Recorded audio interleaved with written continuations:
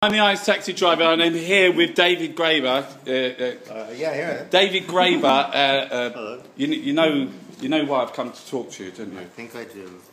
We're looking for solutions. Okay, David Graeber, American anthropologist, author, anarchist, activist, currently at the London School of Economics. Interested in theories of value, social theory. Yeah.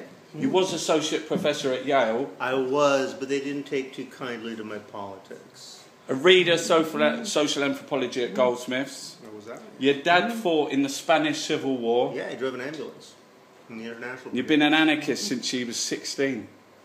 Yeah, something like that. I told somebody that once. I think it's true.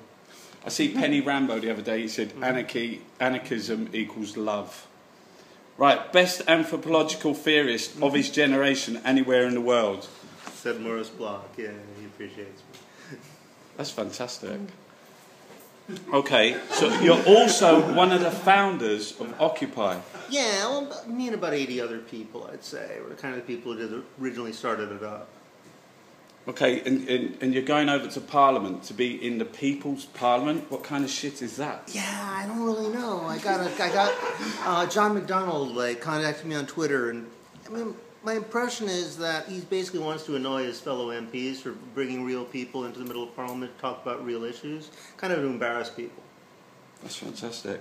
Okay, so they're here today talking about debt.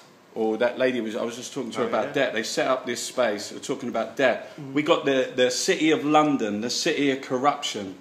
We got gambling every single day. We got the rich people gambling on whether the poor eat or starve. Yeah, exactly. I mean, that's what 2008 was. They were betting on how long it was going to take you to not be able to pay your mortgage. They set up these mortgages that you couldn't possibly pay, and they take bets with each other, like how long it would take you to default. So we've also got Glencore gambling on food, we got... Anyway, you said what the IMF and the bankers are doing now is just a modern version of an old story.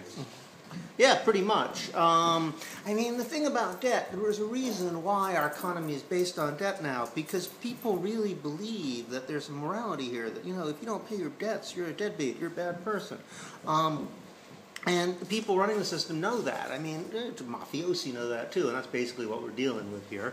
I mean, they always try to dress up an extortion racket and language of debt, and like, well, you know, cut you some slack the first couple of months, but you owe me, you know. And that's basically what they're doing here, because they realize that if you want to take a relationship, just naked extortion, it's like essentially violence, extracting people for money by violence, which is what our economy is increasingly based on. They're not even taking the profits out of making anything, out of selling anything. They're just taking it directly from your pocketbook. That's what debt is. That's what financial economy is. Well, if you want to set up a system like that, you have to dress it up in a language of morality. Say, well, you know, you've been profligate, you owe money, you're not a good person unless you tighten your belt, you know? And it works. That's why the language of austerity works. That's that Nietzsche, you know, the collective morality. It's like the British, you know, we are the good people. You know, that's what they, you know, through nationalism and patriotism, Americans do the same. Yeah. You know, we're the good people. And it's about the civilized and the uncivilized, isn't it? It's about the poor and the rich. Right, but they know that the poor people actually care more than the rich people. And that's, you know, that's how they crucify it.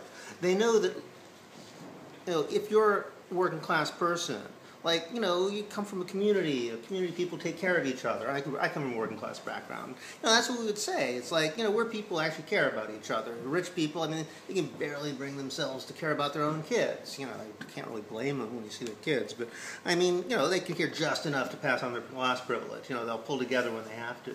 But basically, they don't give a shit about anything.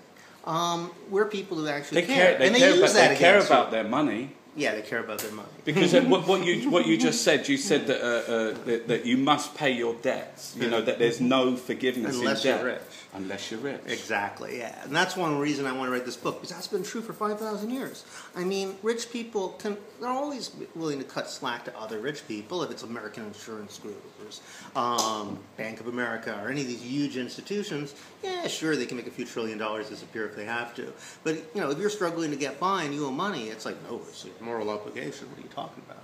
I mean, the U.S. government, like Obama, actually, when he came in, they had a choice. They could bail out the banks directly, or they could bail out the mortgage holders. And if they bail out the mortgage holders, that would bail out the banks indirectly, because the money would ultimately go to the banks, right? Exactly. And they actually decided, like, fuck it, let the mortgage holders go down. We'll just bail out the banks. I'm the Arts Taxi Driver. We're going to be back here with Davey. We're going to be talking about Occupy next.